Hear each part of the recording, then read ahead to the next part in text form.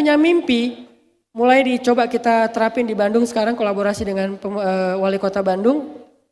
Kita ada satu taman di Kota Bandung itu namanya Taman Pramuka. Kalau teman-teman yang sering ke Bandung tahu, Taman Pramuka itu di tengah kota juga dekat Gedung Sate.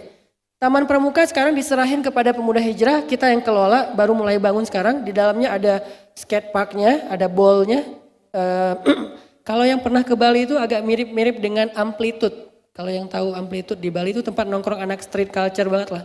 Nah kita bikin itu taman, saya pengen kegiatan di Masjid Nabawi yang tadi ada pojok hadis, pojok tafsir, pojok tahsin, pojok segala macam ilmu itu dilakukan di Taman Pramuka dengan konsep yang lebih youth friendly lah, yang lebih anak muda banget gitu.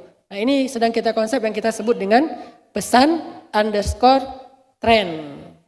Supaya anak muda itu yang namanya ngaji itu nggak melulu dalam kondisi yang kaku, di kelas, di masjid sebaik-baik tempat. Dan di Taman Pramuka juga kita sediakan musola, belum jadi masjid sih, namanya musola pemuda. Karena emang belum terlalu besar, karena keterbatasan lahan. Tapi insya Allah sekeliling masjid itu jadi aktiviti anak muda yang senternya adalah masjid. Itu namanya pesantren. Dan itu harus lewat konsep syiar. Sehingga alhamdulillah lewat syiar kita bikin kayak 10 malam terakhir nongkrong di masjid. Untuk ngejar satu malam yang keren banget yaitu Lailatul Qadar. Alhamdulillah udah 2 tahun terakhir, kalau 10 malam terakhir itu masjid markas pemuda hijrah itu sampai nutup jalan. Kalau sekarang mungkin sampai ke jalan, alhamdulillah kalau 10 terakhir 2 kali lipat dari yang sekarang. Kebayang gak? Sekarang aja udah luar biasa ya. Itu 2 kali lipat full. Ribuan, puluhan ribu anak muda. Ada yang tatoan, ada yang pakai topi cap ke belakang. Ada yang jalan datangnya bareng geng. Karena mereka selama ini kayak malas banget itikaf. Kesannya itikaf itu amalan bapak-bapak mereka kan. Sekarang itikaf tuh kita itikaf yuk. Tapi bareng geng gitu. Datang bareng geng terus makan bala-bala. Apa bala-bala teh? Bakwan, makan bakwan gitu kan, makan cilok, makan apa, di depan masjid. Kok di depan masjid gak masuk ke masjid? Karena masjid udah penuh dari sejak asar. Malamnya kita sholat 11 rakaat. Kadang 1 juz, kadang kurang, tergantung makmum. Kalau banyak kode ya udah kurangin dikit. Kadang-kadang baru 1 lembar, 2 lembar, belakang udah banyak kode. Ada yang bersin, ada yang batuknya pakai kode, udahan gitu. Oh iya, oke. Langsung Allahu Akbar ya. Jadi banyak kode kan. Ada yang di depan langsung kayak syahid gitu. Jubrak, wow. Botol masukin ke ruang DKM, kasih minyak angin. Bangun lagi, oh saya di mana ini, saya di mana? Di surga, oh alhamdulillah. Bangkit lagi dia, sholat lagi. Ini semangat lah, semangat anak muda yang luar biasa. Akhirnya kayak penuh gitu sampai ke jalan-jalan, mereka pada ikut malam Qiyamul Lail. Dan nah yang paling penting di situ apa? 1, dia harus syiar, direkam, kemudian kita besok diedit jadi 1 menit atau sekian menit ditampilkan di sosial media, biar yang lainnya jadi semangat, oh seru ya, akhirnya jadi tren. Masjid-masjid yang lain bikin juga, cuman kadang-kadang gak semua paham toolsnya. Salah satu yang paling penting untuk bisa bikin konser yang kolosal dalam ibadah itu apa? Performance dari talent-talentnya. Siapa talent dalam kondisi ini? 1, muazin. Cari muazin yang baru diputusin. Itu tuh kayak azannya baper banget. Enggak, bercanda. Wow, jadi mulai curhat ya. Silakan curhat di depan. Diputusin fisabilillah ya. Karena hijrah maksudnya.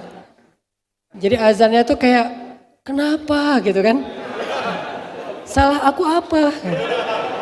Enggak. Cari muazin yang azannya tuh kayak saya dulu pas Muzammil belum ngehit dan belum ada pemuda hijrah. Muzammil sama gengnya tuh anak-anak ITB, UPI, Unpad dulu ngaji ke rumah.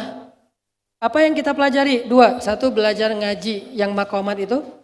Yang kedua belajar azan. Saya ajarin Muzammil azannya Al-Aqsa kayak gimana. Jadi azan Al-Aqsa tuh kita kalau belajar seni tilawah itu kita bukan belajar suara kayak digimanain.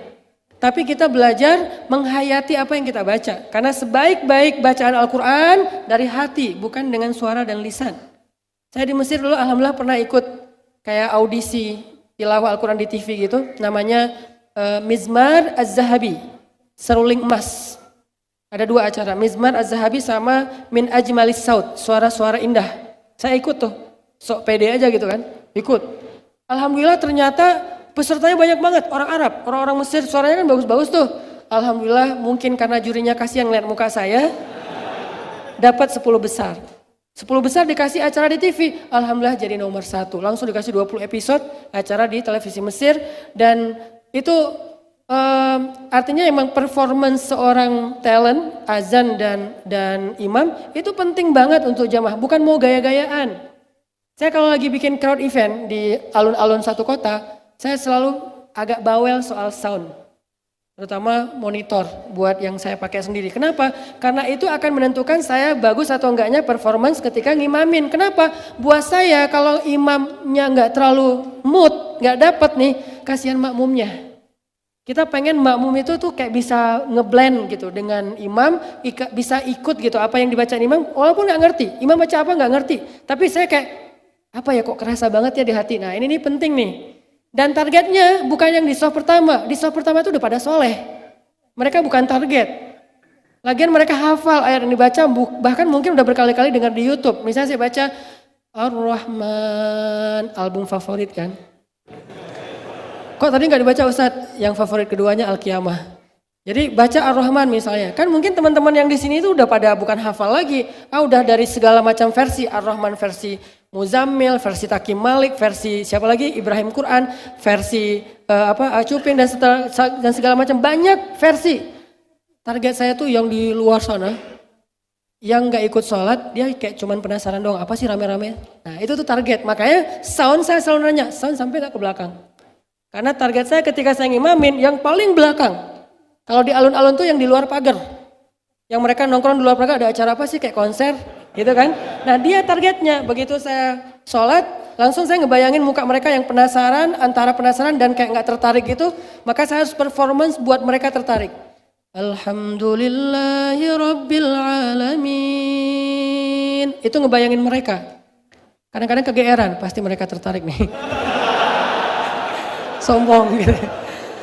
Jadi berharap mereka yang tadinya apa sih lama-lama wah kayaknya seru juga ya, diam-diam gue ke belakang dulu sakit perut padahal dia mau wudhu terus sholat diam-diam. Dan itu kejadiannya banyak loh. Efek dari apa? Efek dari sound yang bagus. Tapi kan di zaman Nabi soundnya gak gini-gini amat Ustadz. Nah Nabi itu soundnya tuh super perfect. Kenapa? Salah satu hadis cerita gimana sound system di masa Nabi itu keren. Pernah dengar belum? Soundnya berbentuk mukjizat. Kita kalau nggak bisa mukjizat ya udah yang mahal sound teh. Karena nggak bisa menciptakan mukjizat, kan mukjizat hanya untuk para nabi.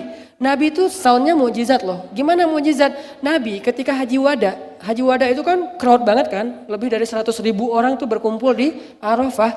Nabi itu perform speech di atas mimbarnya di Jabal Rahmah itu tuh nggak pakai sound system mic kayak gini nih. Tapi orang yang paling belakang mendengar suara Nabi sejelas orang yang paling depan. Orang yang paling belakang mendengar suara Nabi sejelas orang yang paling depan. Dan Nabi gak perlu teriak-teriak, dengar gak lo? Apa? Enggak kayak gitu. Dia gak dengar dari paling belakang tuh sampai paling depan tuh sama aja. Gue di sini aja santai, kenapa? Suara Nabi itu kayak kita pakai earphone gitu. Kalau sekarang kan udah ada teknologi kalau umroh pakai kayak gituan ya. Apa gitu namanya teh? Apa? Bluetooth gitu kan, yang dia umroh tawaf terus si pembimbingnya cuman bisik-bisik aja tapi yang lain semuanya ikut. Robbana, terus Robbana serombongan. Kalau dulu kan Robbana, apa Ustadz? Robbana, oh iya. Karena kan lagi tahu kan ramai banget tuh. Kalau sekarang udah ada teknologi. Nah teknologi kita itu kalah sama mukjizat Rasulullah SAW. Karena Nabi itu gak perlu teriak-teriak. Ya ahla Makkah. Ya ma'syara Quraisy, tapi kedengarannya sampai ujung. Masya Allah. Dan suara efeknya tuh, desainnya tuh udah dari langit. Settingannya, operatornya, mixernya tuh udah di langit. Jadi pas banget. Reverbnya pas, low-nya pas, mid-nya pas, height-nya pas. Jadi kayak di monitornya dapat, di PA-nya dapat. Apa tuh Ustadz? Saya juga nyontek. Pokoknya gitulah. Suaranya bagus banget. Sehingga buat saya sound system masjid itu tuh penting banget. Jangan diremehin. Kadang-kadang kita kayak bikin masjid itu bagus, soundnya irit. Sound cuma 50 juta. Padahal maaf teman-teman kita, saudara kita non muslim yang di gereja, sound gereja itu paling murah tuh 1 M loh. Makanya kalau teman-teman yang senang ngoprek-ngoprek sound digital yang ada di komputer itu yang aplikasi, kan ada menu katedral kan? Suka ada menu suara katedral, sound effect katedral. Ada nggak sound effect masjid? Nggak ada kan? Karena masjid tuh nggak standar soundnya. Kalau katedral itu standar, sampai ada hall, katedral, apalagi banyak kan? Tapi masjid nggak ada, karena masjid yang standar soundnya tuh cuma Masjidil Haram sama Masjid Nabawi. Yang kalau kita jadi jamaah di mana aja suaranya sejelas di depan gitu, dan efeknya tuh dapat banget. Nah ini buat saya penting, kenapa? Biar semuanya terasa di hatinya.